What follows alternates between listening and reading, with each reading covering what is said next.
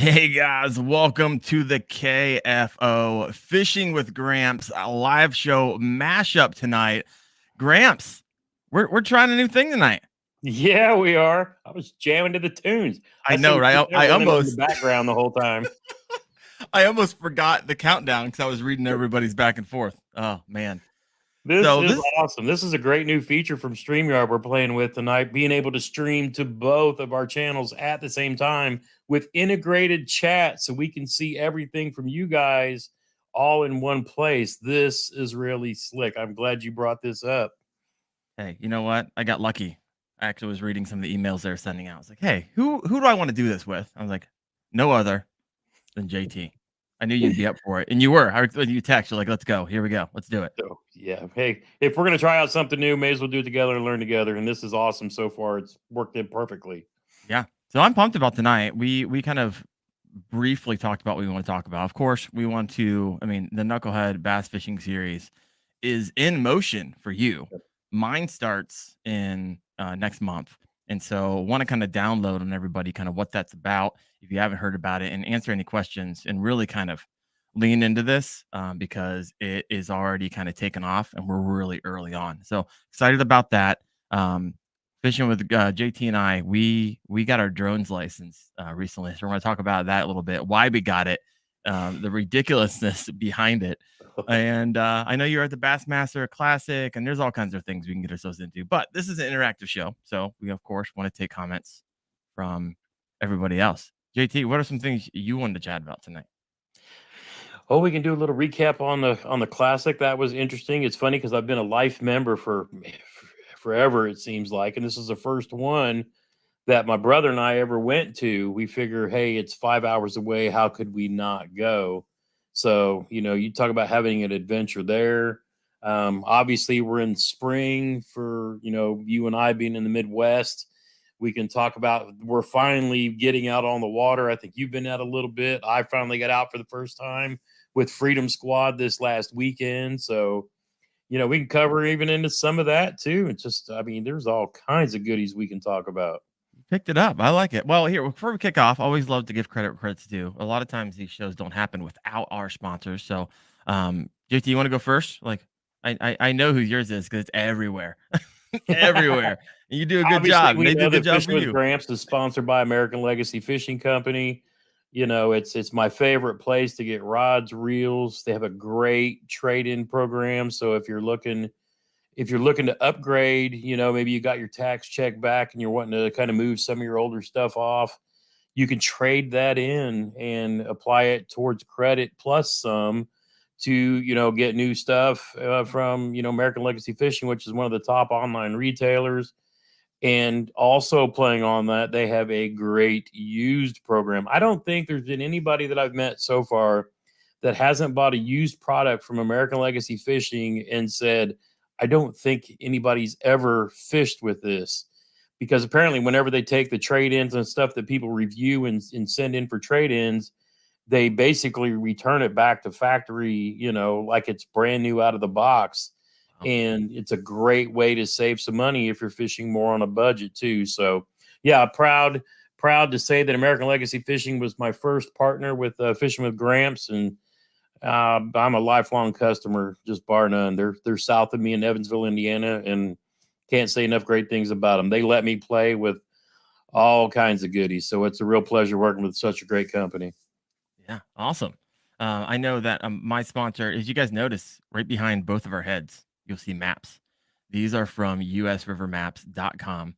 And Jeff Hongensmeyer, I think he's actually in the comments. Jeff, you're there. Say, hey, if anybody has any questions. He owns this company, does a bang up job. These are printed on canvas. They're hydrological maps. I know you can't see it in great detail. It just looks like a blue map of Ohio, but it gets nitty gritty and you can see all the waterways in the state of Indiana, the state of Ohio, or anywhere. So go check him out. And for those of you on the podcast tonight, you can get $35 off, or you just that's the code, get the number 35 off, and you do that at checkout, and you'll be set to go. Gramps, I didn't tell you about this, but anybody who signs up to be a channel member on my show or anytime this week for me will get a $10 gift card from Cast Cray, and I'm extending it to anybody who decides to be a channel member for your channel on the live show tonight. we will also send them a $10 gift card to Cash Gray. So those are kind of those are the news and the updates tonight. Let's kind of move from that. Thank you to our sponsors. Let's talk Knucklehead because JT, I was on Fishing Chaos today. There are 250 anglers already involved in this. Almost I know. 1,200 fish posted and 394 tickets, which tells you that out of the 250 anglers, there are over 100 that are signed up for Yep. multiple teams. So we'll get into that in a little bit too. So yours already started. So I'll let you talk a little bit about this. So, like late for those who maybe this is the first live show, what is the Knucklehead Bass Fishing Series? So in a world where obviously, Darren and I are both promoting kayak fishing and as a fun way, say you've started fishing and you started out bank angling and you've kind of got that down and you want to move out offshore a little bit. A lot of people can get a John boat, a bass buggy. I've done this, the V bottom John boats. But I mean, I've found even with my old broken down self, today's modern fishing kayaks, whether you spend, 300 on a Wally World special or, get up into the more expensive ones like the Cadillac, you can find something that fits your budget and gets you off the banks and it opens up a whole new world of fishing that's really kind of affordable. Doesn't matter if you have my son, my youngest, has a Fiat and will car top his. Our friend Summit Searcher Bobby, he's been car topping until he bought my trailer over the winter, was car topping a big wilderness system on top of his. And, the great thing about kayak fishing is it just opens up a whole new way of fishing. Plus, you can get out with your buds like me and the Freedom Squad and a bunch of the others like to do, and just get out, float, and shoot the breeze and, chase some smallies and largemouth and, just have a good time. So, in a world where there's a lot of competitive, pro side of it, which, my brother and I participate in as well, not, super high level, but, we've been to a championship and, like playing in the tournaments. But KBF decided that, there's a place for recreational challenges. And that started last year with the Catch 22 program, where, we did an online challenge where people catch 22 fish in, the state they live in. And we did a fundraiser for last year it was Mission 22, and this year is for Heroes on the Water. And that was really popular. So it got people into either bank fishing or kayak fishing, putting your fish on a catch board, measuring them, uploading them for a good cause. We got some dog tags, lots of great prizes were given away. I think we gave away 3 fishing kayaks. Come on, like now. an Old Town and an Old Town Autopilot, actually, and then 2 decked out bona fides. And You gave away an that autopilot? spawned, Where huh? was What's I? that? Where was I when you're giving away this autopilot? Man, I missed out Go, on that. Chad had a big drawing. I mean, he gave away like tons of Fish USA gift cards, and so we really are up in he just gave away actually a Jackson Coosa kayak, and the guy who won it lives like an hour away from me. So when I go down and see Chad here in the near future, I'm actually going to bring the winner, John Gittner's kayak, back up to Indiana with me from Huntsville. So it's kind of really cool. So this year, Chad was like, we need to expand on this. We need to get more recreational folks out having fun, doing like we're doing. So he came up with this, tournament series that's kind of, yes, we can post in the comments. I see your chat. They can they took kind of like the foundation that KBF uses for the state challenge thing, and they simplified it so that bank anglers, kayak anglers can participate and do month-long challenges. And we're going to be giving away prizes. I know Gene, the Fluke Master Jensen, and Chad Hoover both are going to be giving away bona fide kayaks. I'm actually going to be giving away an Old Town fishing kayak. I think some of the prizes that I've secured so far for people who participate in Team Gramps, I'm going to do the whole pool. Everybody who joins any and all of the Team Gramps, stuff is going to be in a drawing for an Old Town fishing kayak. It's going to be shipped from Old Town to your door. I've secured a couple of different. One's a Dakota Lithium 23 amp battery. Another one's going to be a Dakota Lithium 10 amp power box. So if you got a smaller kayak and you just got a small fish finder you want to juice, got a $100 American Legacy Fishing gift card. I know I'm missing something from somebody, but I've started to put together little things. From Luz and Strike King, a tier 1, their new model, the tier 1 American Hero rod and reel combo of your choice. Got that from Tom at Luz. So I've been working on trying to, for people that participate, in the Knucklehead for Team Gramps. So what it comes, enough of all the sales pitch, but what Knucklehead is it's 4 1-month long challenges, and you can fish any public water. So I tell people this is a little bit different than like the KBF state challenges, because like here in the Midwest, if you're in Indiana and you want to go fish in Kentucky, Tennessee, Ohio, next door to Illinois, you're going to Florida or Alabama or Texas, wherever you're at, you can upload those fish during the tournament period. It's kind of like a nationwide kind of thing as long as you're in public water. So that gives, somebody, if they're going to be traveling around, hey, they can still hammer fish wherever they happen to be on public water. But the winner of each month challenge earns their way into a spot on the team of the influencer you join. So Team Wendell Fishing, Team Gramps, Chad Hoover, we've got Alex Rudd, we've got Gene Flukemaster Jensen, we got the MMA guy Guida. Recently, the average, I always call them the Burley Boys. Sorry, guys. The aggressively average anglers each have a team. Just call them AAA. That's what I call them now. Chad is working on, I think Larry Melton Jr. might be jumping in. Alex Rudd is jumping in. So, this thing could keep getting crazier even towards the end of the season. But there's the comment. I knew it was going to happen. Is there a frog challenge? If there is, I already failed. So at the end of the season, the people who win each of the top spots in each of the things earns a spot as a angler on our team. Now, say if the person who finishes first is in 2 of them and he wins both, well, he'll pick one influencer over the other, and then the person in second would roll up in that spot. Or say they win and they can't go, then the person that's below them can move up into the next spot. So the point is, you're going to creating all these, 5-person teams.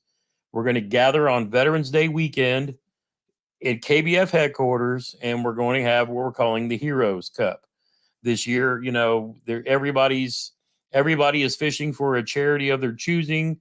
Like me, I'm fishing for the Fallen Outdoors Indiana chapter. Chad is fishing for Heroes on the Water, again for that. So it's kind of up to each, influencer.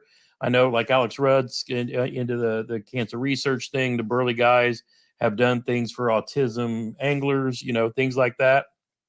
So everyone's got a cause that they're fishing for. And we're going to have the Heroes Cup and duke it out. Now, the cool thing about this is, say it's like, I'm fishing on Team Gramps and somebody in Florida is just beating everybody and I can't compete with that. Well, what they've set up is a Friday. It's a Fishing Chaos fan fish off. So if you put up 5 fish in any one of the events, you are welcome to join us on the Friday before the big event, and they're having the fan fish off.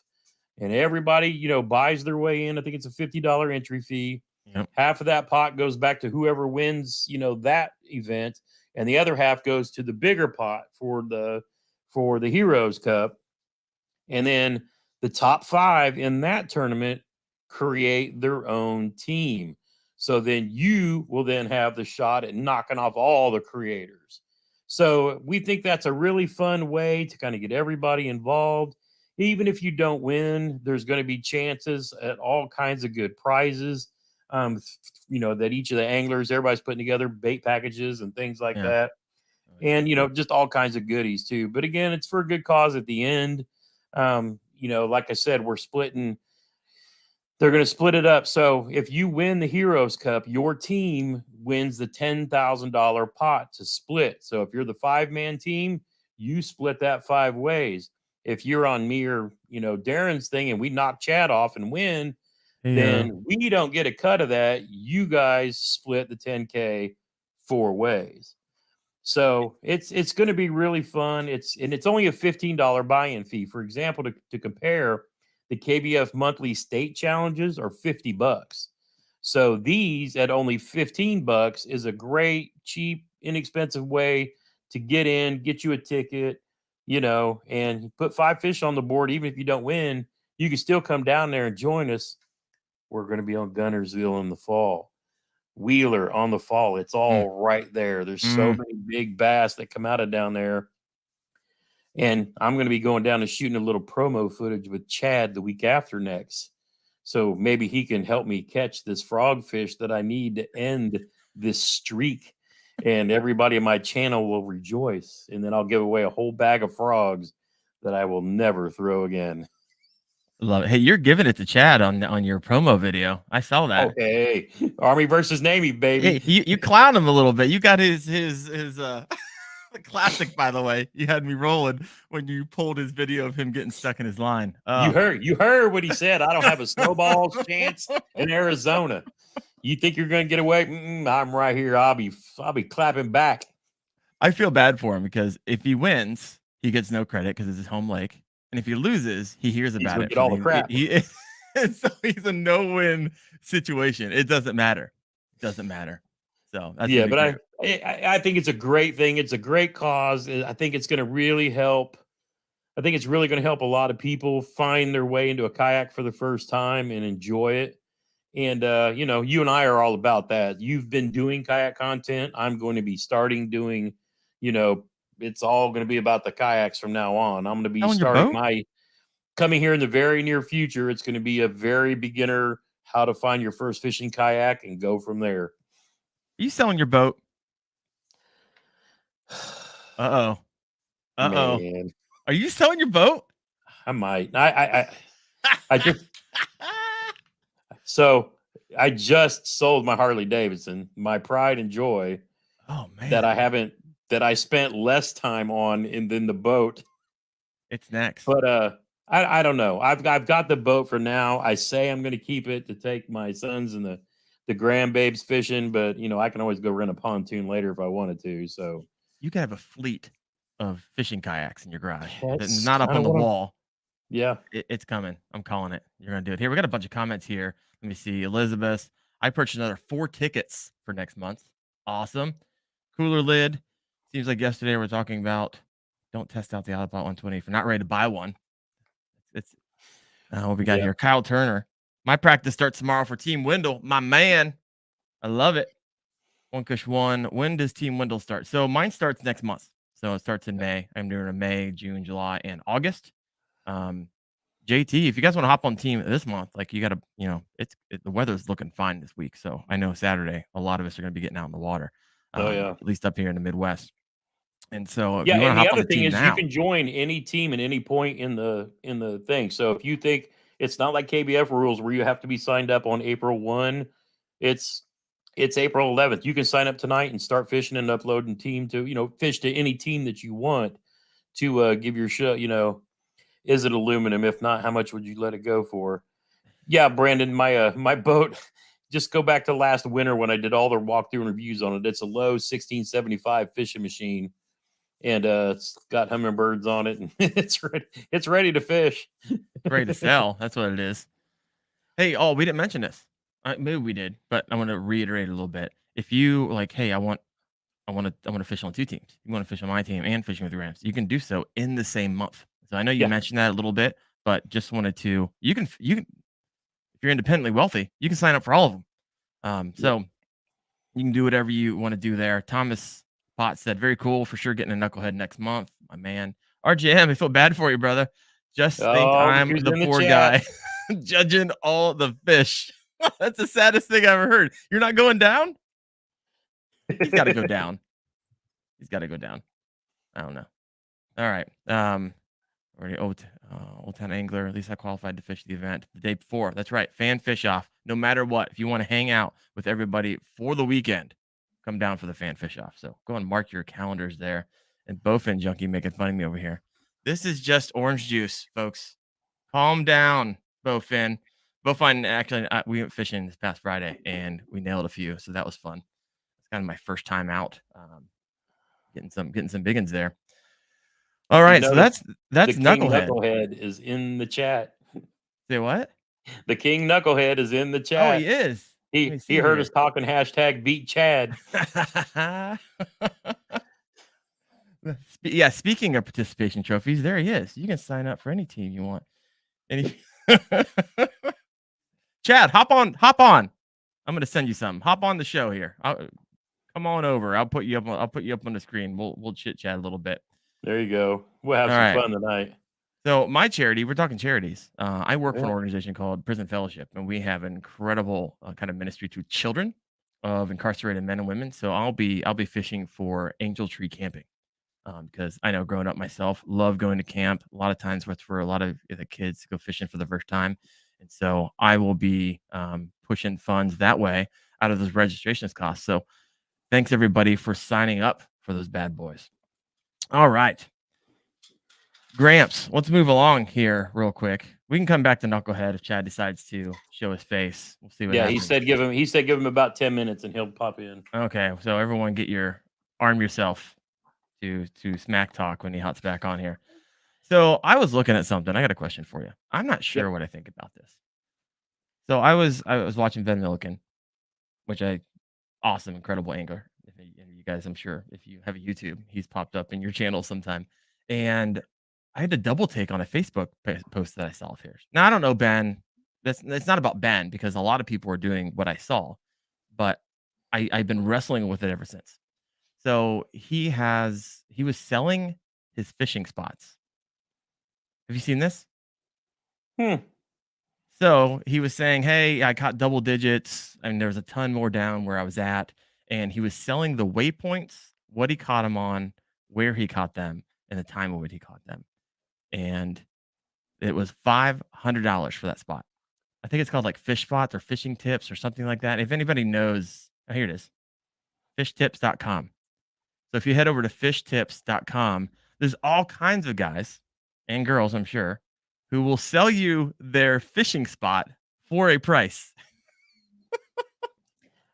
I mean, Is that where our okay. industry is going? What's going on? I'm not sure what I Well, okay, to be fair, Josh Jones, who's one of his Team 6 guys, who also catches monster double digits. Oh yeah. I mean, would you pay 500 for waypoints and info or 2500 for a guided trip to go to his waypoints and then you got nothing after the fact? You might catch a big, but I mean, it's yeah, I mean that's an interesting concept. I mean, for Ben, I get it. He's throwing his butt in the ring trying to fish the Elite Series, which is he had a really good outing his first one out, and I think his next one is coming up. I mean, boy, I don't know. I hadn't heard of that, but I got to say I'm kind of conflicted about it because how much how much have I spent in my lifetime in gear and travel and stuff to go chase my PB and come back blank, you Oh, know? So boy, that's a tough one. I mean, we got it's that's all kinds of comments over here. Like I posted a yep. poll. I posted a poll. Let me see what we got here. Oh, I can't even see it now. What in the world? Would you pay money for a fishing spot? So go ahead and hit that poll. Right now we got 9 votes. We need more than that. So I'm gonna let that run for a little bit. We'll circle back on that in a second. Let's read some of the comments here. All right. Don't fish the moment, sell waypoints too. I'm not sure. I mean, I've seen some of his videos, but I don't follow him. Yeah. But Brown Bait says just because you know where the big ones are, I mean, it doesn't mean you catch them, right? They're going to tell I you what mean, they that's catch them fair. on and all the waypoints, and you might see them down there on your live scope. But I mean, they're doing something. Chad says he'll sell you some spots for for $4.99. That's where he's gonna take me fishing in a couple weeks. Yeah, he's going to show you all the spots on Gunnerville. Oh yeah, I'll show you all Yeah, the good right. ones. Yeah, he's gonna put me on all the spots to beat him. Sure. I have a secret weapon. So I have a guy that lives on Wheeler. Ooh, that does That's make it nice. yeah, and so I got an in, so he's gonna let me know where all the spots are. So hey, if you're thinking about joining a team and you want to in, like I live up in here in Ohio, I have no clue where the spots are, but I do now because I have an inside man. Watch out. All right, cooler lid. That's grimy. Yeah. Brown bait. That is dumb. Caroline Bass Hunter. Mine aren't for sale. Oh, I love this one. Old Town Angler. I'm about to make some money, and I will sell you all the Gramps waypoints. Your brother's That's, selling you out. I know, just that fast. That was quick. I took them to Lake X one time, and now they're all selling me out. Oh my goodness. Oh, I can't even read all these fast enough. There's a ton of them in here. Oh my goodness. All right, let's go back. Let me check. I got to go over to YouTube to check this out. All right. Would you pay money for a fishing spot? We have 27% saying, oh, yeah. 73, well, now 69% saying never. So, would you pay for one, Gramps? It took me a long time to even get to the point where I would use modern electronics. And Mm, I'm not Randy Blaukat in any way, shape, or form. But for the longest time when I've been kayak fishing and even into a lot of the tournament stuff for the last couple of years, I had a little fish finder that was basically depth and water temp. I still like the excitement of just rolling down a bank and, pitching to a log, not knowing what's there, ready to anticipate the hook set at any time. I like the surprise. I spent last fall, learning and playing with down and side imaging more, had the live scope on the Kayak. And, it was interesting and different. I've heard a lot of varying opinions. A lot of people think it's magic or whatever. And it's not. You still got to know what you're seeing and you still got to get the fish to bite. But no, I can't say that I would buy waypoints. I mean, at some point, would I go on a guided fishing trip with somebody that like I'm a fan of? Probably. If that doesn't work, then I settle with fishing with Chad Hoover. But I got to meet Bill Dance. So I mean, life for me is good. But I mean, no, I mean, I doubt it. I mean, I like if I need to find someplace offshore, I can use maps that most states put out where they've put in like fish attractors. hmm Jeremy and I and Matt did some research like that from down at Kentucky Lake during the national championship, and so even though I had live scope and all that, I was still like fishing the way I knew. It wasn't really in play. I was just fishing spots. So no, I mean I don't think I would. I think if I was going to do something, I would spend my money with a guide where I could actually learn something from it. Somebody who knows the area knows can tell me more than me just punching something in my helix and then going to it. That being said, I still have modern electronics and I have a lot of learning to do, but I still like the adventure and the surprise kind of out of it. I'm putting together a river kayak that it's my son's, but when he's not in it, if I want to use it to go into smaller ponds and things like that, I'll keep the electronics simpler. Let me know how deep the water is, what the temp is. But no, I can't say I would buy anything. But I still like the adventure of just me beating the fish. There's a log. Like Debo says, find wood, pitch the wood. I kind of still like the surprise. Yeah.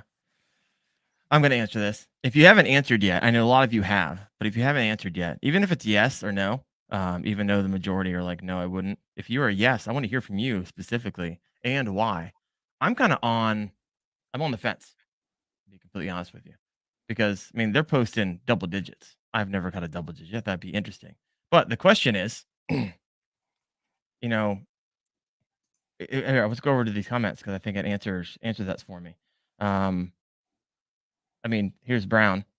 Those fish are going to move most likely after being caught anyways, because now they know their prime spot's not safe anymore. All right, Chad, just gonna buy them and then resell them for $50. That solid strategy. I actually thought about this. Michael, more rewarding just to do the work yourself. Randy, I could pay for waypoints. It would ruin the excitement of finding my spots. I get that. I get that. I mean, I'm not Randy Blockett either, but I appreciate like putting in the work, and it's much more rewarding if from start to finish, you find a spot, you find the big ends, and versus buying them. I don't know. Just because you see them on the screen doesn't mean to bite. I get it. And here's a good question from One Kush One. So he has 50 spots. I mean, is he selling the same 5 over and over again? How many is he Could selling? Or be. are they selling? I'm not just picking on Ben. Ben, you can do whatever you want, right? Free market. That's fine. I'm not picking on Ben, but there's a lot of guys on there. And most of them are like 35, $50 for the spot. And you look at those fish, you're like salivating. So I can see why people click on it. Um, but are you going to show up and there's like 15 other kayakers like chilling on the same waypoints? That would Oh, kind of so you suck. guys, if you're paying attention, you might want to pull the stream up on both channels because if he posts a poll, it'll show up on his and not mine. That's something Oh, to keep in mind. oh, my Chad, bad. do you My want me bad. to email that to you or you want me to text you the link? It's in Tell his me what. text. I sent him a text this morning. It has Oh, the link in it. So, Chad, let me okay. know if you need me to send that again. Actually, take over for a second. I'm going to send that to him. No, okay, gotcha. I got it pulled up if you want me to send it to him. Yeah, go ahead. Go for it. Go for it. Let me see. We got some 8 more comments over here. All right.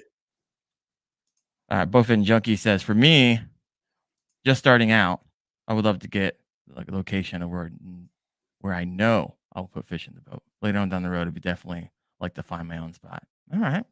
All right.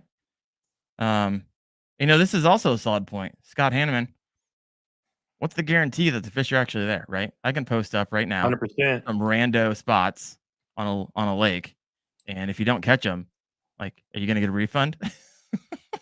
Yeah. No. I know the answer to Or that. you buy multiple and just keep going back and forth until the fish move up. Ugh. All right, let's go ahead and hop back over here. Thank you guys for chiming in on that. That was a bunch of fun, and I was just curious on selling. I honestly still don't know what I feel about it. I kind of go back and forth. But if you're interested in checking it out, fishtips.com, and you can kind of check all those out for yourself. All right, let's switch gears here a little bit. Fishing is grand. Let's talk about drone pilot license and why that matters to fishing content creators and how you can get yourself in trouble. Yeah. So So, you put me onto this, so I'll let you go ahead and lead the way. yeah, it's one of those things where I run into people and if you're not a monetized YouTube channel, it's not as big a deal because you're not considered commercial at that point. But one of the regulations in the US is if you use a drone for commercial purposes, which means if you have a monetized YouTube channel, if you take any of that footage and put it on your channel where, you can be they can fine you and they could actually fine you pretty big. It's $1,100 So, per instance. yeah, yeah. I mean, it can get substantial. So there are some that, they use maybe drone footage to build a channel up until they get monetized. But then the wise thing to do is to hide those videos until you get your part 107. And when we started talking about that, you just like jumped in and said, I'm going to do it like next week. I had put this off like all summer. I bought a drone last fall and was like, I don't have time for this. I don't have time for this. And Darren's like, I'm going to go do it right now. I was like, what? So we actually talked about, the fact that you need one for a channel. Yep. But I mean, we both are, kind of in agreement. We like to make the content that we like to watch. And I'm not really doing that yet, but I'm going to get there because, my goal over this next year to 2 years is to switch to, more about really showing what it is we love about this sport instead of talking about it so much.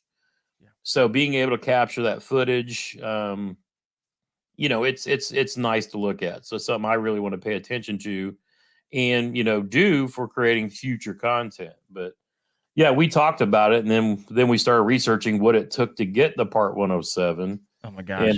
tell us about your study experience and how that went. Stupid. It's stupid. I did all my self study on YouTube, and you get a ton of places to try to sell you, courses and all that, which are fine. I'll get you to the same point. But I think I watched maybe 5 1-hour YouTube channels twice, and it felt like I was in a good spot to. I mean, this is FFA. Like, it's not just like how do you. It's actually not even like how do you fly a drone. It's like how Yeah, do you it fly a literally has plane. nothing to do with drone piloting. Yeah, you gotta know what a pilot knows. That's what the FFA wants you to know, so you don't hit them. That's the whole idea behind it. So you have Yep. to understand the language they use and the codes and the METARs, which are like reports that are from the Stone Age. It is silly, but we passed it. It costs around $175. And Yep. so you should start seeing some drone footage in our videos, and we won't be getting fined in the process. So I'm pumped about that. But I'm gonna pause. We can circle back on this. But we have in the green room the future third place winner of the Hero Cup, Chad Hoover, folks. What's up, man? Guest appearance. Let me try to. You're I like a don't know where that Walmart light's parking coming lot. from. Yeah, I'm at the parking lot. Went shopping with that thing right there, my daughter. Oh, there she is. She is such a sweetheart. The alarm went off, and I was like, "Oh crap! I'm supposed to be on the lot." Let me turn where I don't have that light coming in the back, real quick, out here in the distance, and then maybe it'll be a little cleaner. Oh, there we He go. goes and That's finds good. another light. Da-da-da. Yeah, I'm just gonna find another light, and then we'll just call it good. But yeah, that's a little better. It is All better. right. There we go. All right. By the way, Wendell or Darren, Here it comes. it is not the FFA, the Future Farmers of America, that regulate. Hey, It's the FAA, the Federal Aviation Administration. you're I was like, mad. no wonder Study this that test one was so part. hard. This dude's taking a test on flying drones for cattle and hogs, and I'm like, even Casey looked over and was like, "What?" So, Leave me alone. all right. Anywho, well, what are we talking about? The Talking about- Knucklehead, the thing is blowing up right now. So I don't have a baseline, right? So I'm looking this 1,200 fish posted. We're just getting started. Half of the anchors haven't even started their tournaments yet. Is this like normal? What you expected, above and beyond, kind of what you hope for when you Man, get this thing off? I don't know what to expect with this thing. You know, the one thing that I've been wanting to do, and that Knucklehead up there and I have talked about it quite a bit, is that I wanted to do something that's lower barrier to entry, not as elite, yet at the same time it was going to turn into something that could be, but yet still have everybody be involved. And the concept of fishing your way onto the team of somebody who you really, you know, like following or enjoy their content or whatever, while simultaneously supporting their channel, while simultaneously also supporting a cause, and it not necessarily having to be the cause I'm passionate about. It could be the cause you're passionate about. And so I'm fishing for for Heroes on the Water. And through the Catch 22 challenge from last year and the Catch 22 challenge for this year so far, I'm actually jumping on the phone tomorrow with Bonafide Kayaks to find out what I can do with the money that we raised so far to outfit my local chapter with however many kayaks that money will purchase, if that makes sense. Yeah. And so because they're doing it direct, it will allow me to make that money go a little bit further. And so the philosophy that I'm using is the 25, 50, 25 approach. 25%, at least for me, is going to cover operating expenses.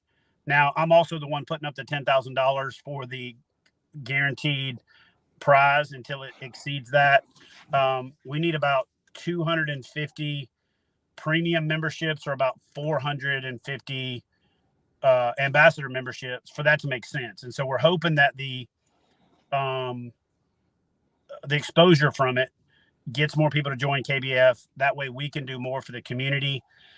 My goal long term, it's a 2-year plan. Obviously, if you follow me, you've seen we've had some hiccups financially, which is to be expected when you go through a divorce and some of that other stuff. But I kind of hoped I would slide through, you know, when 50 things go bad at the same time. You know how they say when it rains, it pours. I just haven't had the extra resources like I've had in the past to shore it up. And so this is actually a really good way to also transition to doing something that's not so cash intensive, like the trail. Between the checks, the trophies, the tournament director fee, the person that I pay to run it, the judging and all that, each trail that I run is over $10,000 just to have it. Oh, wow. And you know, I've had to make some tough decisions this year with like the one that we had in St. Clair and the one that we had in Grand Lake with poor turnout and low signups. We just had to cancel the events. Yeah. And so for these events, what's cool about it is very low barrier to entry. Yep. A good portion of the money is going to go to a charity. And then the way I'm planning on doing it is with the 50% getting reinvested into the challenge, I'm using that as the carrot on the stick. So, for example, I put up a kayak for myself to get Fluke Master in. I put a kayak up for him just because, you know, he had spent his whole year last year blowing KBF up. So it was kind of the least I could do because he was out fishing tournaments and such. And then when John went Creek Fishing Adventures, I got on his live stream the other night, and because he had come out of the gate so strong promoting it, and he had the #1 sign up, you know, out of the gate, then I put up a kayak for his for everybody that enters a 5-fish limit who's a KBF member over the course of the 4 months.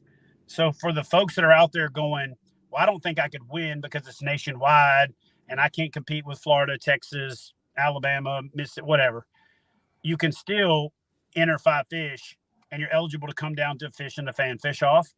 And you're also eligible to win whatever prizes that the influencer, the team captain puts up, because to me, that's more based on participation, not just on winning. So that way the winner wins their way in at that shot at the money. And then the people that don't win enter into a drawing. Now, to not punish the winner, for mine, when I do the drawing, I'm drawing from everybody that has a 5-fish limit, which will include the winner. So they do have a shot at winning it, just like everybody else, but it's just not guaranteed that they win and they take home all the prizes. Long term, what I'm hoping will happen, and this has happened in my career, so I've got a pretty good mind of where this is going or where it can go, is in the past I've bought prizes to use for tournaments at cost, made the money go further. Then in the subsequent comebacks to that same organization, they're like, hey, let me give it to you because it's for a good cause. And I go, cool. Well, can you give it to me, but still let me buy some? So then now, not only is the money going double the distance because I'm getting it at a discount, but now they're kicking some in for free and I'm buying some.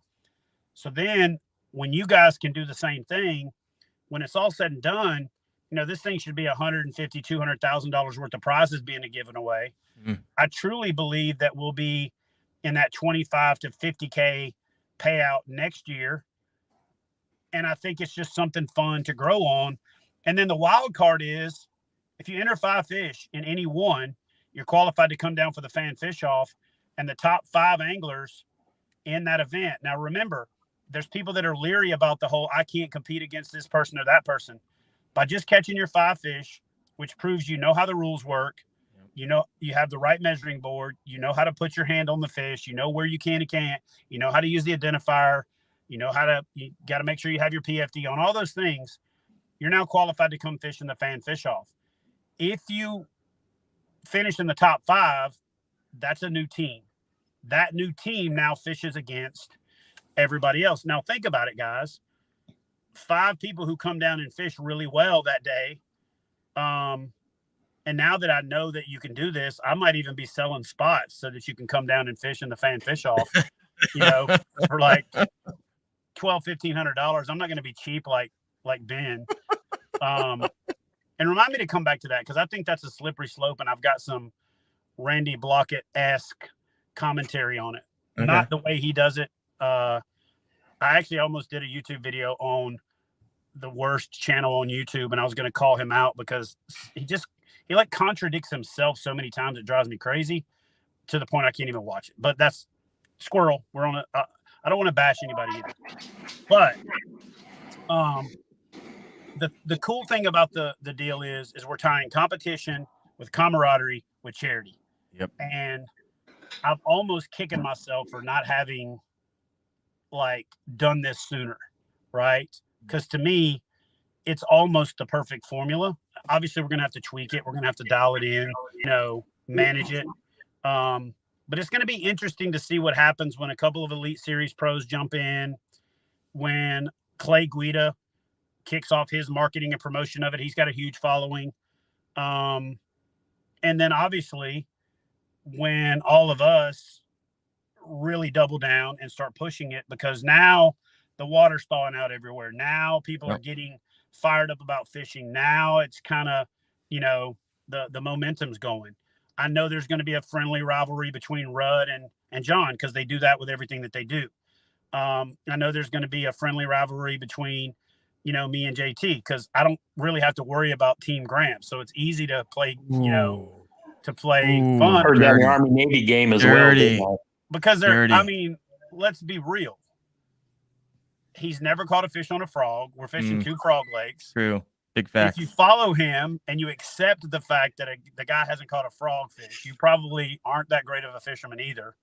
So really what they're going to end up doing is just wearing aprons and serving the meal that evening, to be honest with you, See, what I'm going to be doing is I'm going to prove whether or not Chad is as good of a teacher as Fluke Master, because I have an X Pride B Heavy. I have braid with 30-pound, monofilament big game leader, and I boiled a bunch of frogs because somebody told me to. So we're going to see how well it actually works. And I'll probably go out with him and catch one first thing, I get down there. And then the challenge will be over and I'll be free from that stupid frog challenge. And then he's going to bill me for a guide trip. That's what's going to happen. All BS aside, because we are just throwing jabs at each other for fun. Team Fluke Master is the team to beat. And here's why I say that. One, he's already got some hammers. He is a great teacher. And as much crap as I talk about the dude, because he's literally like my best friend, he got sick of the YouTubers can't fish thing last year and went out and fished the KBF Trail Series. He actually won 2 events. He got DQ'd from one of them because he broke the rules. He would have still probably won it if he would have stayed in his kayak, but he broke the rule, fell on the sword, the whole thing, took it like a man, went back out and won another event, right? Was leading Angler of the Year on day 1 for the national championship, had some of his fish go away, still ended up finishing in the top 10, actually finished second in Angler of the Year, which is crazy. And then he ended up being in the 10 and went down there and did pretty well. And so the guy proved he can fish regardless of teaching people to fish and that whole other 9. And more importantly, he got into the tournament mindset. He got into the competitive mindset, managing your time throughout the course of the day, having to catch fish from this time to this time, that whole thing. So he's got his kind of tournament muscle dialed in. I'm actually going to fish a local tournament this weekend because one of the things I'm going to start working on is my tournament muscle, meaning that time management, that map study, that actually, quarantining yourself to fishing a finite period of time and having to catch the fish within those conditions, within that location, so on and so forth. Do I have a home field advantage? Absolutely. But at the same time, everybody can come down here and fish ahead of time if they want to. There is no off limits period. The lakes are wide open. There's a ton of information out there.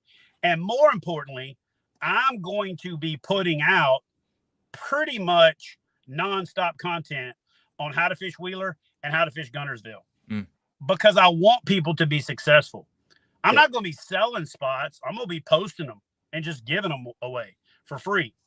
So the thing about it, Darren, is to answer your question is this is the first time we've done it. So I don't know whether it's like, oh my God, or whether it's like, whatever. The only thing I can compare it to is the state challenge series.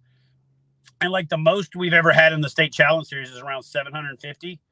And we're at a third of that and we're barely getting out of the gates. Right. So, to me, I'm happy with where it's at, right? I'm excited about where it's at. I'm really pumped about where we can go with it.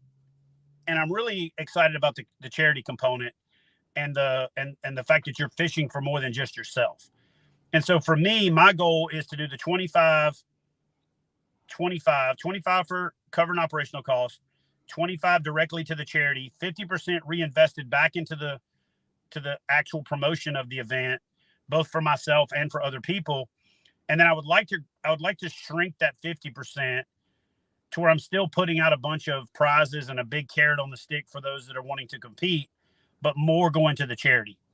And then I'd also like to reduce the cost of operating it so then I don't have to take the 25%. So ultimately I'd like to get around 75-25. 75 goes to the charity, 25% goes to a combination of running the event and reinvesting in the prizes, but still be putting out a significant number of prizes because I've hopefully by that time earned contributions from sponsors who know that the return on investment's there, so I don't have to buy it anymore, right? So the cool thing about this concept was I thought of it from the person with, 5 or 10,000 followers all the way up to somebody that's got a huge following and relationships with brands, is if you can use that 50% to go to your sponsors or go to a company that you want a sponsorship with and say, hey, sell me product to use as a prize, and I'm going to show you a return on investment, and hopefully down the road we can build this rapport together. Yeah. I also want to be 100% transparent about how it's working so people don't guess. So there's no fog and mirrors, Mm-hmm. It's just like with everything that goes on with KBF. We're doing great. I'm transparent about it. We're not doing great. I'm transparent about it. You can talk smack about me all you want to. What you're going to get from me is the truth. You know what I'm saying? And the truth is, I've never been more excited about a concept than this one. It allows us to have some fun. It allows us to have a reason to get together. I really am excited about the fact that there's going to be people that potentially show up that didn't fish in the challenge series because they just want to meet everybody involved. Yep. Then they get infected with kayak fishing because it is contagious. Then they get infected with fishing. They align themselves with somebody that's, whether it's a competitor, a team captain, somebody that's just there, and it gets them fired up about doing it the next year. And it gets them fired up about being a mentor. It gets them fired up about taking people fishing. It gets them fired up about, getting off the couch to get onto the bank, getting off the bank to get on the kayak. And then ultimately, the biggest payoff in the world for me would be that we do this for 10, 12, 15 years. And somebody that got excited about kayak fishing in the Knuklhed series is getting interviewed on a stage for Bassmaster or Major League Fishing or something like that. And they talk about how they got their start in the Knuklhed series. Does that make sense? That's cool. And I've already seen a couple of people. Yeah, my son and I got in this. He picked this team and I picked that team. We're fishing together and against each other at the same time, and we're having a ball. And to me, that's the little stories within a story that are pretty exciting. Darren, post that comment that RJM Fishtails made at 9:22. Oh, here we come. You guys ready for this? It is going to be the Sturgis of kayak fishing. I like that. Oh, I like it. Yeah, hey, listen, you guys know me. I like to dream a little dream. I feel like if you've never failed, you've never dreamed big enough. You know what I mean? I don't know who said that. I've seen it a couple times, to be honest with you. I also believe that if you don't have a chance at failing, you didn't set the bar high enough. Right.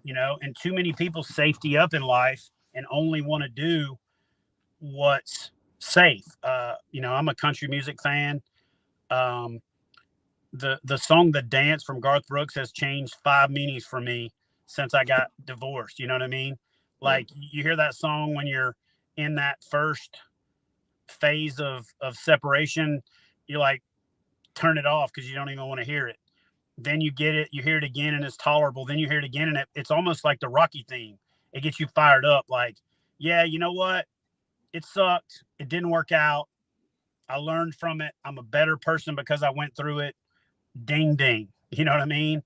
And so for me, my challenge is this. Like, you don't know how you'll do until you try.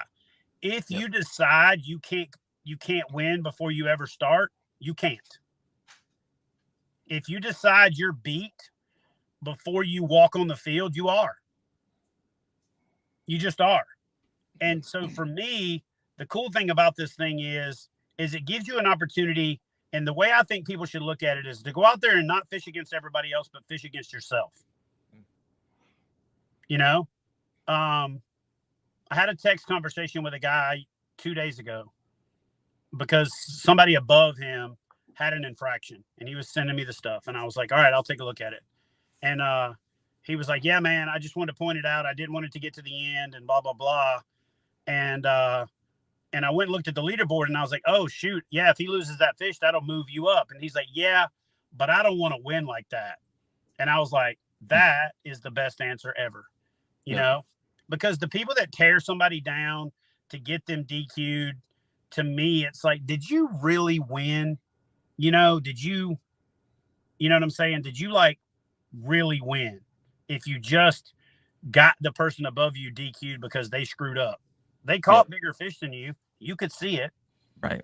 Now, granted, they have to follow the rules just like everybody else. And so, yes, you did beat them technically, but within the constraints of the rule set. But that's also why I wanted to do this very inexpensively. That way we could keep the cost low. You could learn a lesson. If you screwed up and you got a couple of fish DQ'd, wasn't the end of the world, wasn't $100 entry fee, wasn't, take that lesson, roll it into the next month, and go out and catch the fish. I had one guy, I'll just be straight with you, fighting mad about a fish getting denied. And I said, look, man, if you're going to be mad at somebody, you should be mad at the guy that didn't read the rules. Then I let him rah, rah, rah, rah, rah for a minute. And then when he calmed down, I was like, are you good? He said, yeah. I said, listen, let me break this down for you. Having your fish denied didn't take away from the fact that you caught a 23-inch fish. Yeah. You still caught a 23-inch fish. Now, let me ask you a question. Was that the biggest fish you caught this year? He's like, yeah.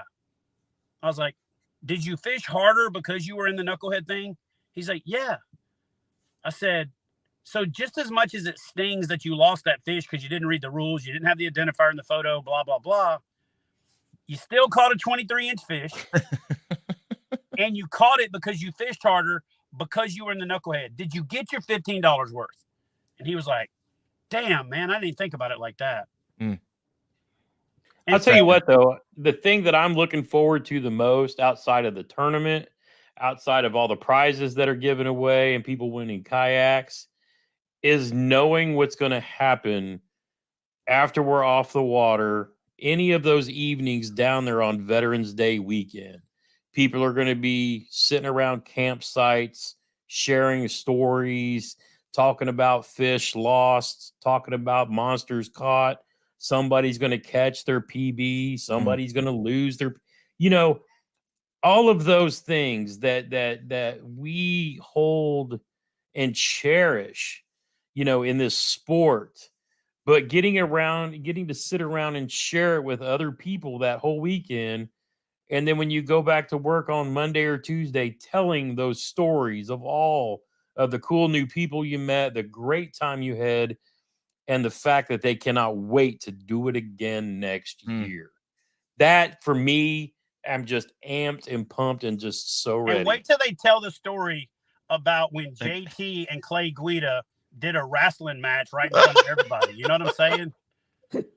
And then that's what I'd pay for that. How the 1.3 second submission was something you didn't even think was possible, but he pulled it off. I didn't even think I could fall down any faster than I normally do. Or the fact that nobody would even believe that we could get JT in one of those singlets. You know what I'm saying? One of those, like one of them wrestling things. You know what I'm saying? But Nacho Libre. You looking like Ginger Billy meets Ginger Billy meets Nacho Libre. Wow, I got that image in my brain now. Yeah, it's hard to process that. Wow. So let me give you a little bit of a dream of where I see this thing going.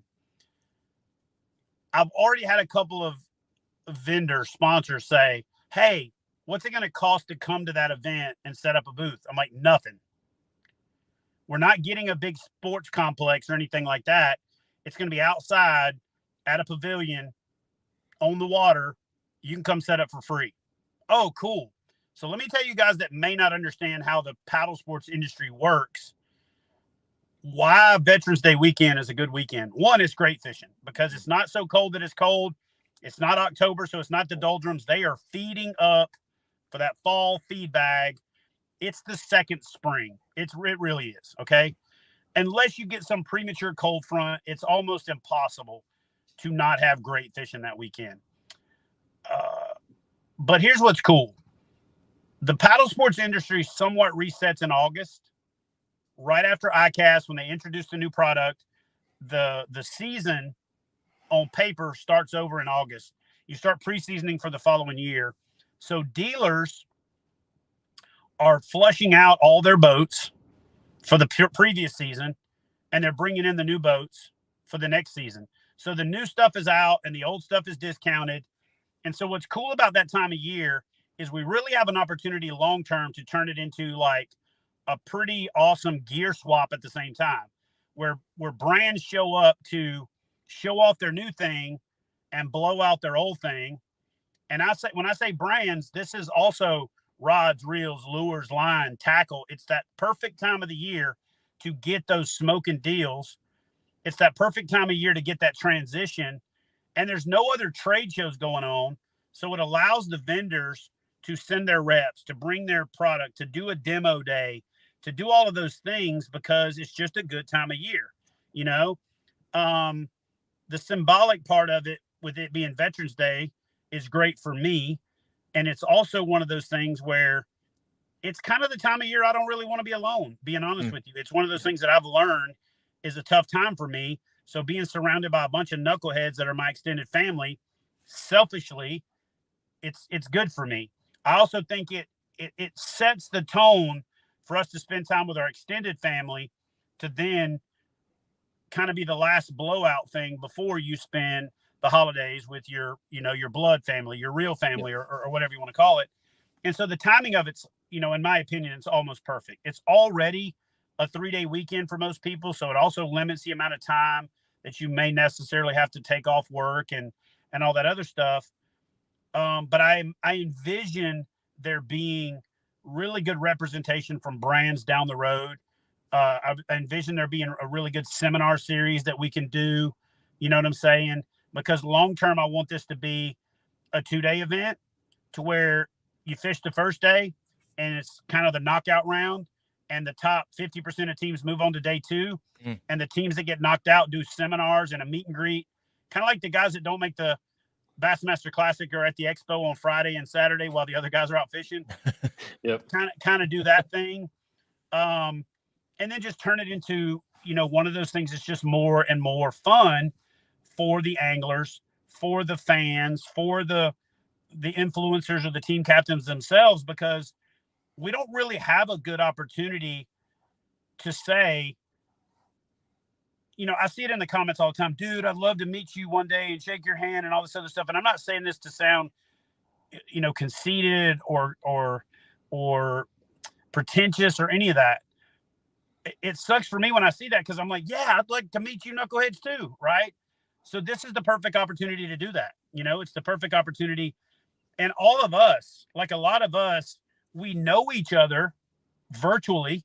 We see and respect the work that the other ones do, but we don't get involved with spending time together as much as we should. Mm-hmm. So I think it's a good opportunity for us to all come together and have a big think tank on how we can all better support the community and how we can create better content for what the user wants, not just content for what we want. Because I heard, JT talking about that earlier, and I'm going through that process myself now. I got a pretty blessed life. And so for me, the transition that my son and I are making is film everything. You know what I'm saying?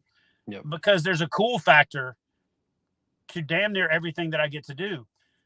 And here's what I'll say about that.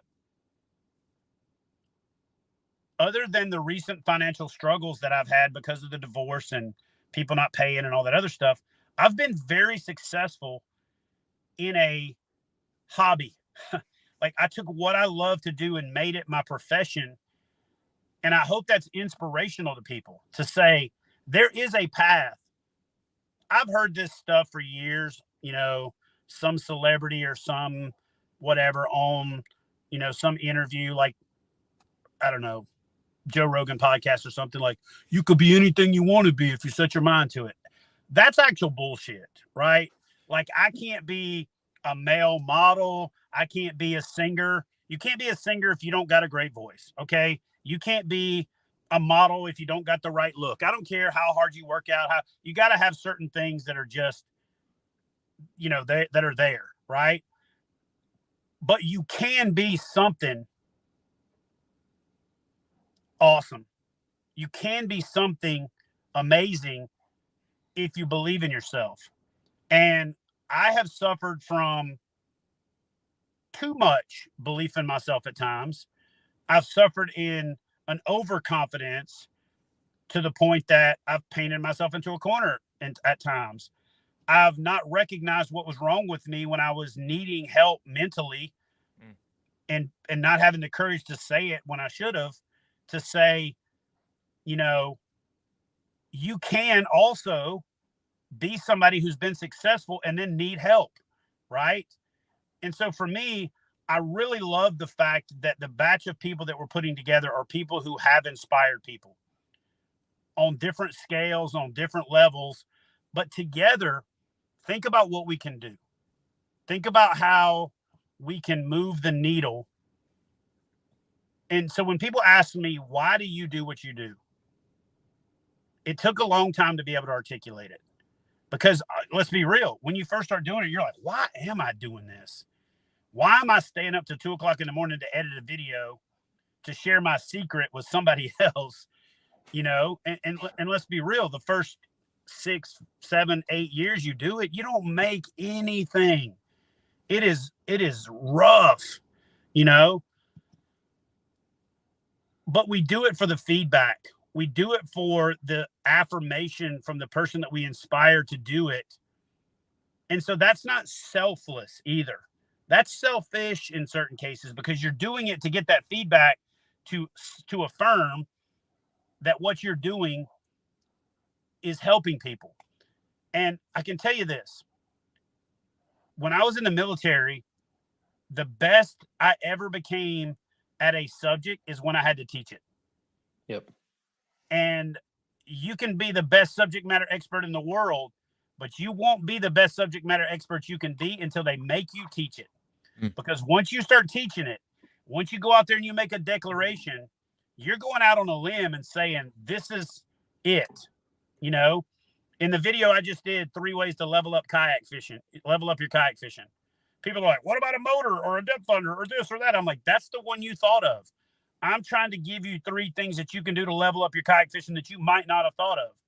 And then one guy actually called me Randy Blockett in the comment section. He's like, oh, you're the Randy Blockett of kayak fishing because you said use your electronics if you have them, don't use them if you do have them. That doesn't even make sense. I'm like, then you didn't listen to the video. You know what I mean? Yep. But to me, us sharing those revelations that we have, and I'll tell you how I came up with the revelation on the don't use your electronics.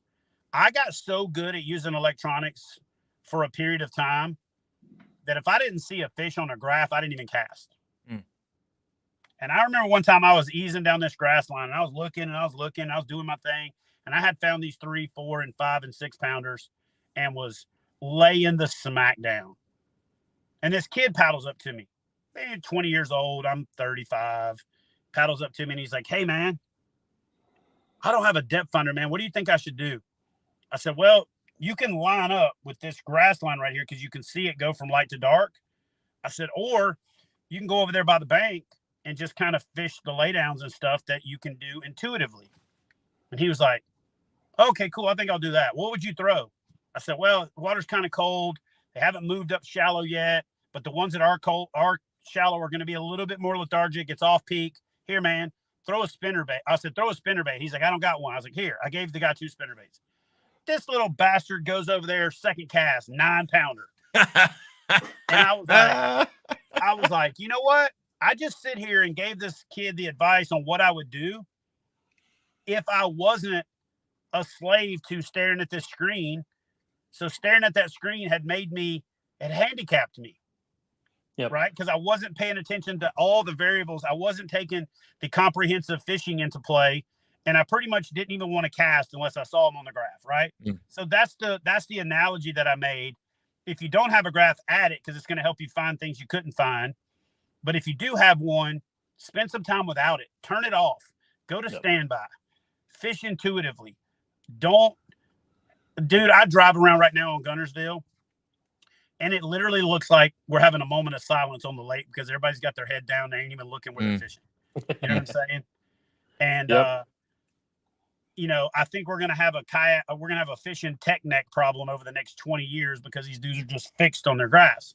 But anything that helps people catch more fish, builds their confidence, makes us learn more about the fishery, in my opinion, is a good thing. And this whole argument that, oh, now they've gone too far. Okay, what about DSI? What about what about the other? So now you think this is the one. They said it about the Alabama rig. They said it about certain scents. They said, oh my God, oh, now the average guy can't even afford to fish anymore. Which, by the way, that's the biggest BS argument there is. Because every time there's a new technological advancement, all the other stuff gets cheaper. When DSI came out in 2006, the cheapest DSI unit was $900. You can now buy a Hook 5, right, that has got a triple shot transducer that's got DSI, 2D sonar, mapping, and side scan for under $500. Yep. Because there's another new big thing. So as these new technologies come along, it doesn't price the average person out of the sport. It prices them in to the last thing that they thought priced them out of the sport. So the technology stair step is huge, and competition breeds innovation, and innovation leads to all of us winning as consumers. And so that whole argument to me has always been moot. Am I going to use active target? Absolutely. Am I going to use active target every single time I go fishing? Absolutely not. You know what I mean? But there's a balance, and I think it's clickbaity to just go out and make these videos to say, this is now gone too far. Okay, so you're fine with graphite rods and braided line and, no stretch fluorocarbon and hyper realistic lures and frequency identifiers, and you're okay with his $80,000 boat, your $85,000 boat, going to a 4-stroke where your gas mileage got better, Google Maps, Navionics, all this other stuff. If you're so dead set on that mindset, then stop using mapping and aerial photography before you go fishing. Yeah, that's the argument. Everybody that truly believes you shouldn't use any type of forward-facing sonar should never be able to use mapping again, because they're pretty much the same thing as far as what they reveal about the fishery. Okay. Yep. So to me, the technology arguments are moot, because every time that people think it's going to ruin fishing, it doesn't. I remember when people thought, oh man, if we don't ban Alabama rigs, there ain't going to be no fish left. Every tournament's going to be won on an Alabama rig. And then people realized real quick, yeah, that's about a 3-month or 4-month out of the year kind of thing. It's also not going to be something that you can throw in 2 foot of water. It's also not going to be something that you can do everywhere. And so all of these little hypey, ding dong, the witch is dead, blah, blah, blah. It's just like this Milliken selling spots thing. You know what's gonna help that? Capitalism. Yep. Because what's going to happen is somebody that doesn't like it, really doesn't like it, is going to go buy it, and then they're going to post it out of spite. And once they post it for free, he can't sell it anymore. So to me, that whole thing is going to self-regulate, right? The angler who's pissed off because he's exploiting his lake is going to go, oh yeah, F us. You just came to our lake and now you're going to burn the spot. Well, guess what? Burn back, bitch. That's how this sport works. And then you can't sell it because now the person who got mad that you're burning it just burned it for free. So it's going to lead to self-regulating. All this stuff self-regulates. You know what I'm saying? I made a joke about it. I like John's comment from Creek Fishing Adventures, because he's talking about, adding all of the more stuff on it. The more weight you put in your kayaks, the more you're going to keep him out of his creeks. Yeah.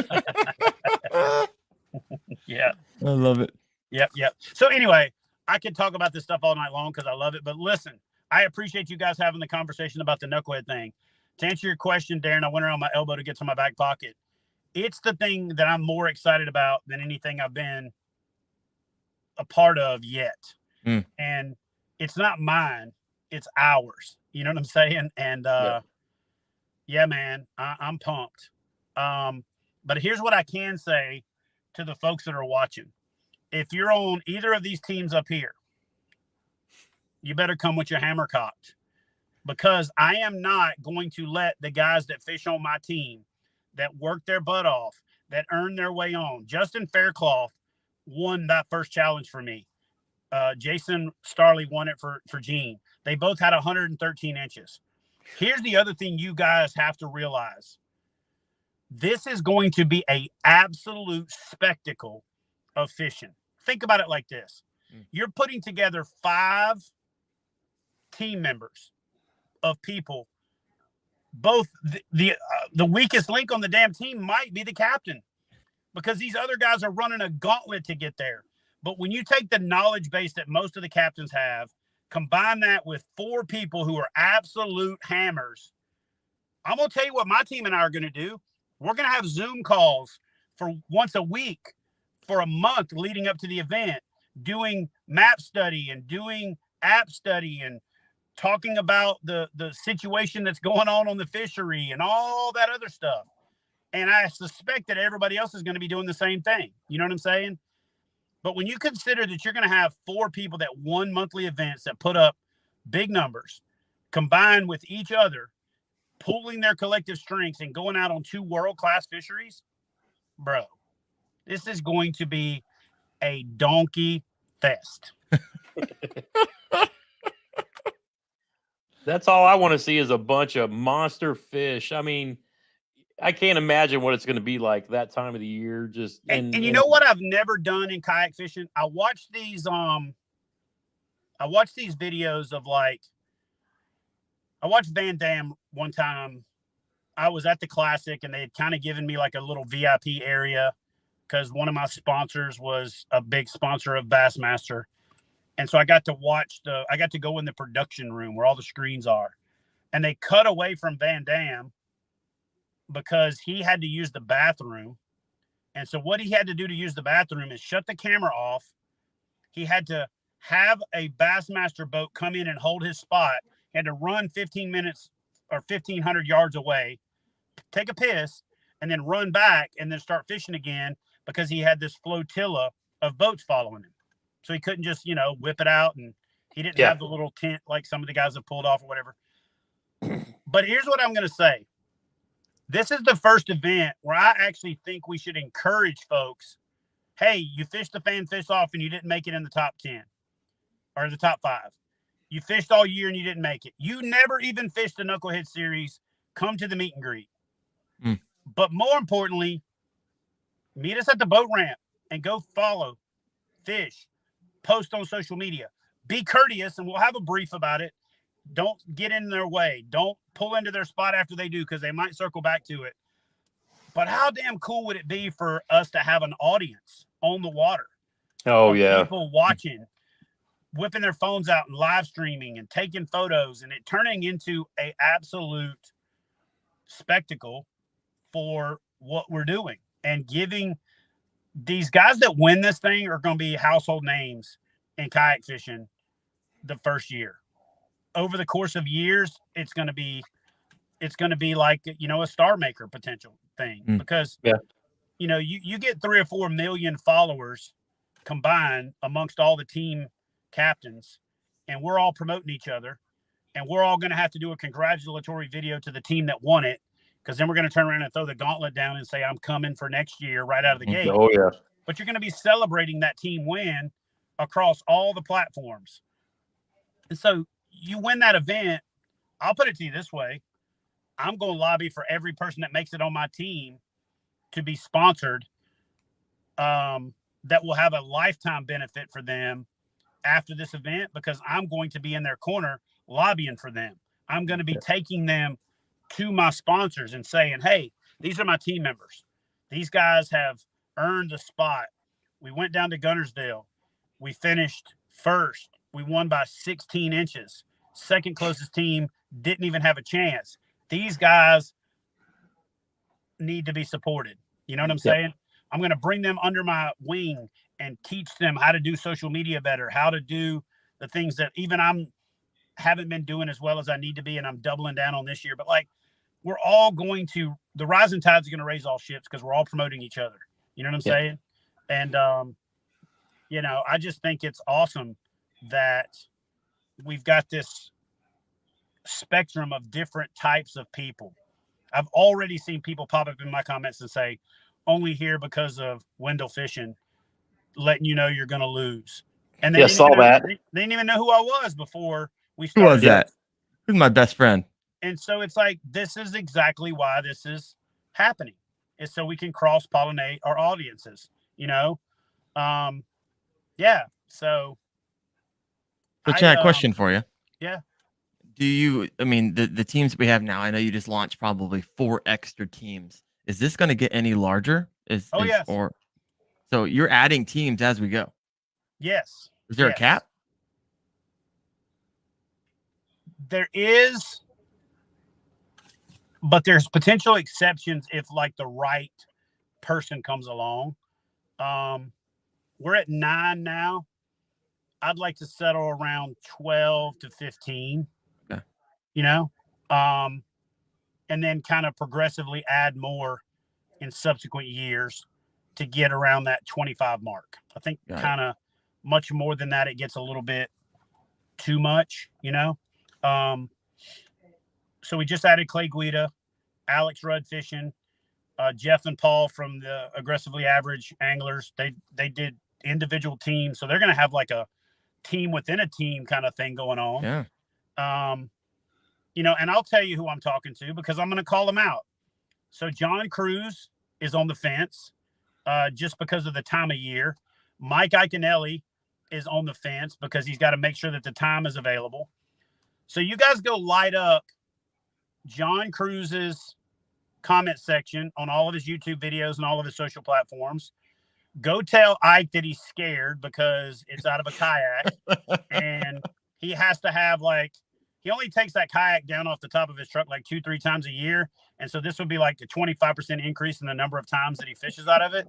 So y'all go call Ike out and tell him that kayak with the teeth on the front, really the bark is way worse than the bite. And we're challenging him to come down here and get in on this thing.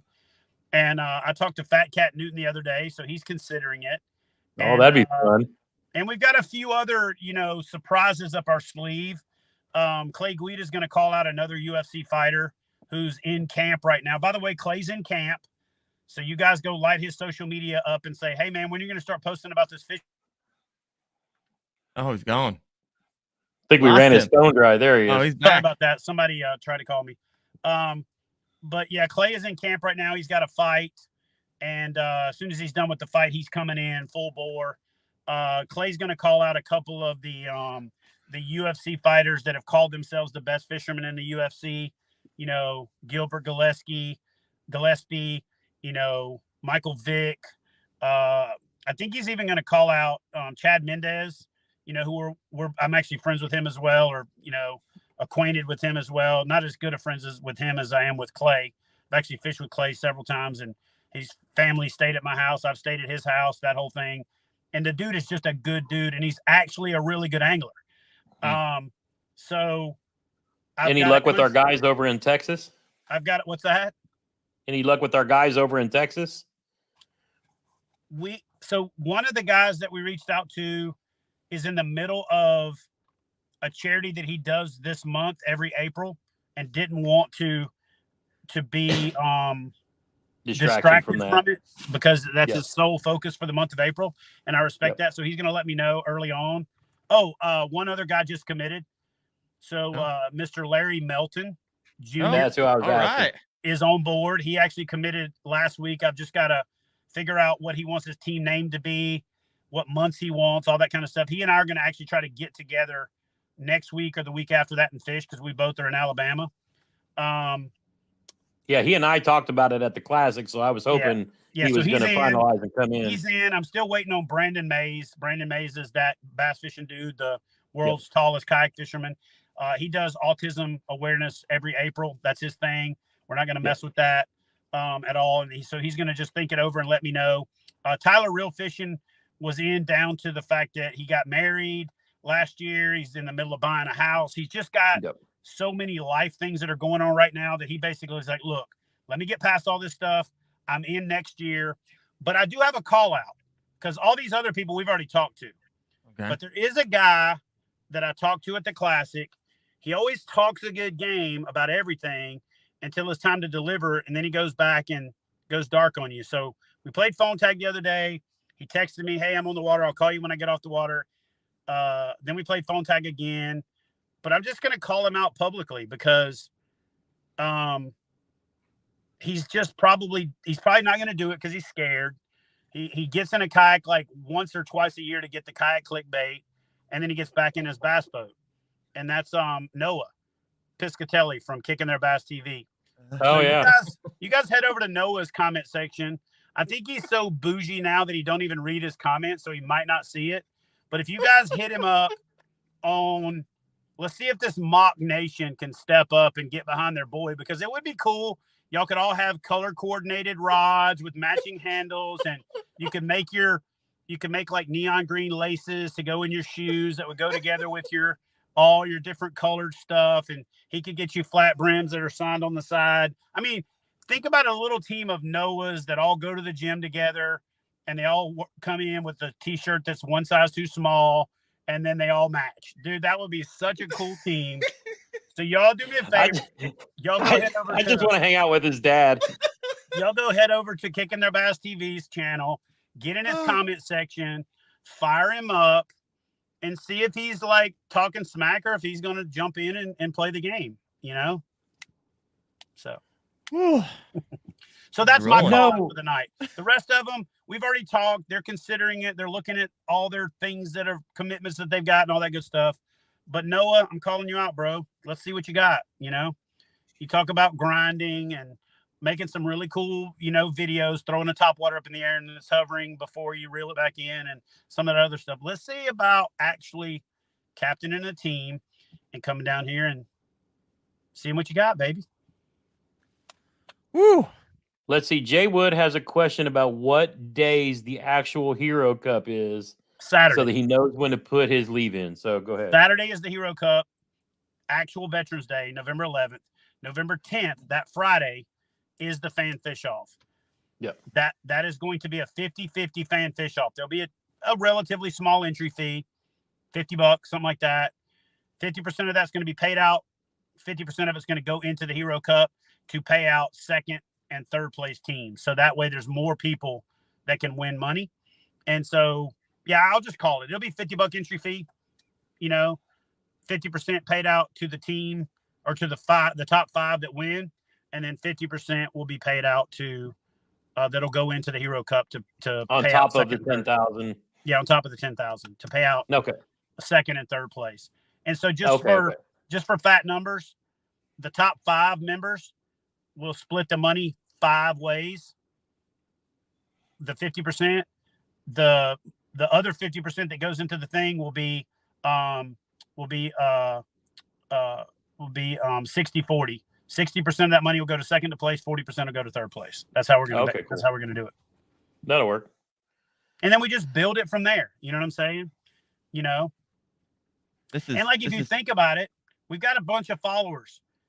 Let's just say 1,000 people happen to show up to the fan fish off. That's $25,000. If you finish in the top 5, you're going to take on $5,000. That adds $25,000 to the pot, and then second place and third place will be massive. I'll have to bump first place up just so that it's not less than second place, which will be a good problem to have.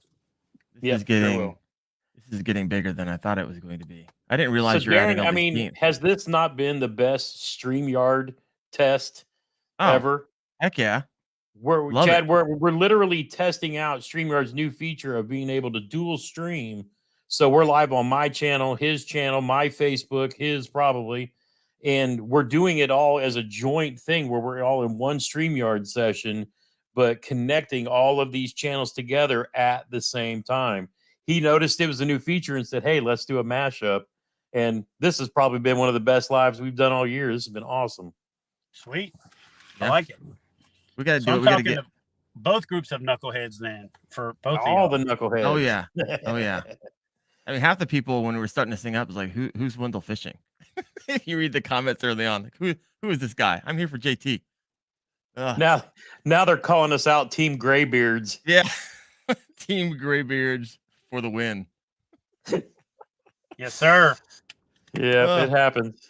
Well, Chad, this is getting excited. So if you haven't done so yet, you go into work tomorrow, you need to request some time off.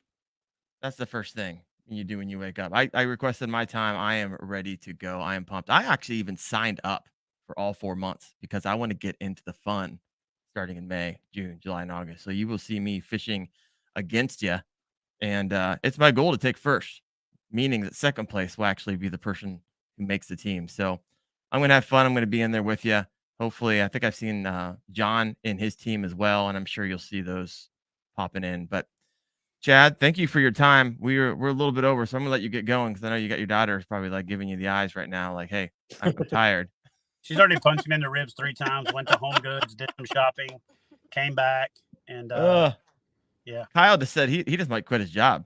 He's just gonna if they're not gonna give him the time, he's taking it. Ugh. Well, thank you, Chad. Thank you, JT. You guys, anything on your mind? Anything else you want to finish us off with? Let me say one thing. Let me say one thing to everybody. One thing that we are going to do along with the Knucklehead thing is the Saturday night and the Sunday morning, we're going to do fish camp. And the camp stands for Camaraderie and Mentoring Program, where we're going to talk about the programs that we're doing. We're going to let everybody talk about, why they are passionate about the charity that they're passionate about, expose themselves to the volunteer core of the other deals, because some people like to volunteer for more than one charity. And we're going to pool our resources. But more importantly, we're going to use this as an opportunity to set the table for in future fish camps, when we deploy them around the country, that we teach a group of veterans or homeland heroes how to fish for 2 days. And then they bring in a group of kids and they teach them how to fish based on what they just learned, that each one teach one and each one reach one concept. And so this is going to be the first year where we actually have fish camp. So if you guys haven't done so yet, think about contacting Ditto Landing, which is where we're going to be headquartered at, and book a campsite, book a RV slot, book your hotel in the area now before it gets crazy. There's Airbnbs, there's hotels. Once Ditto Landing fills up, there's several other campgrounds within 15, 20 miles.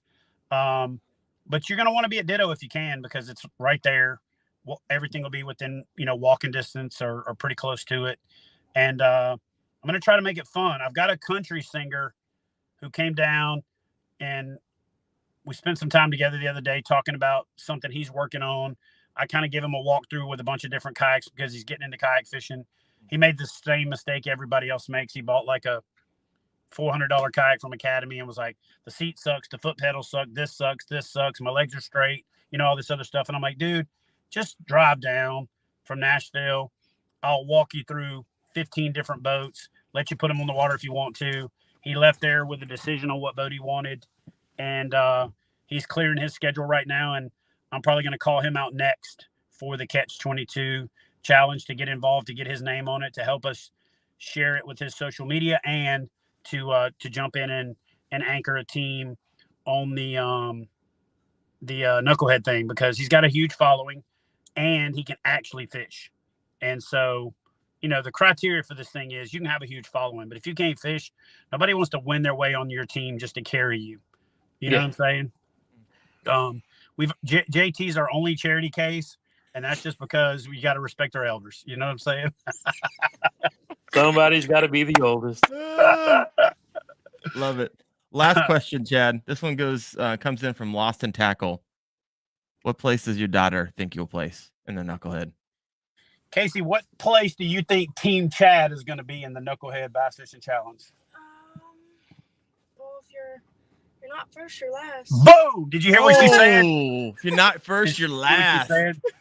I raised these kids on the Talladega Night philosophy. They were pretty much raised Ricky Bobby. So I'm all jacked up on Mountain Dew. I'll beat your ass, you old man. Pretty much is how my house was.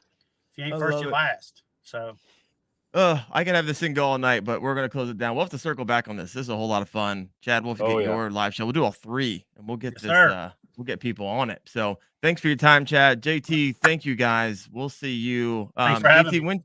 Yeah, for sure. I know, Chad, you have your live shows on Tuesdays as well, a little earlier than mine. Yeah, I took a couple off, and I'm actually thinking about deconflicting, moving mine to another night, just because I'm always bumping up against yours, and we need to be able to spread the love a little bit. So I'm actually doing a little soul searching right now where I want to do that and how I want to do it. So Right on. JT, when's yours? Mine will stay on Wednesday for now, because the next person I'm going to have on is KBF national champion and Bassmaster kayak champion Russ Snyder's, and that might be tomorrow night, but I know he's pre-fishing for an event coming up this weekend, and I don't know what his signal is going to be like. If it's not tomorrow night, it'll be next Wednesday, so I will confirm with him again tomorrow. But yeah, really looking forward to that. It was awesome having Jordan Marshall on recently to talk about changes in places and things that he's doing, and then to follow that up with just the GOAT. Just the GOAT, Russ Snyder. So that will be a great conversation. Might have to call him and tell him to sign up for Team Chad. Don't think I'm not a recruiting every hammer I know, homeboy.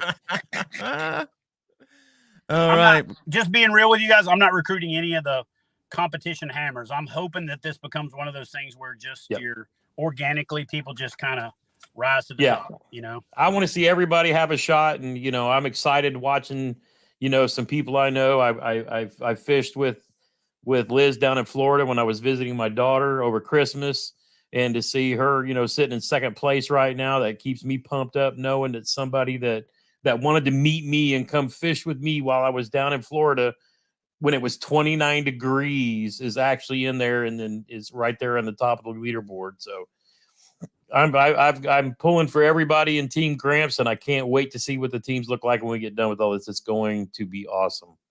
Be awesome. Bucktail, final comment. New record for podcast length. He said, I haven't been in the comments much because I've been cleaning and organizing my garage, but I've been hanging on to every word. Thanks, everybody who's been hanging on.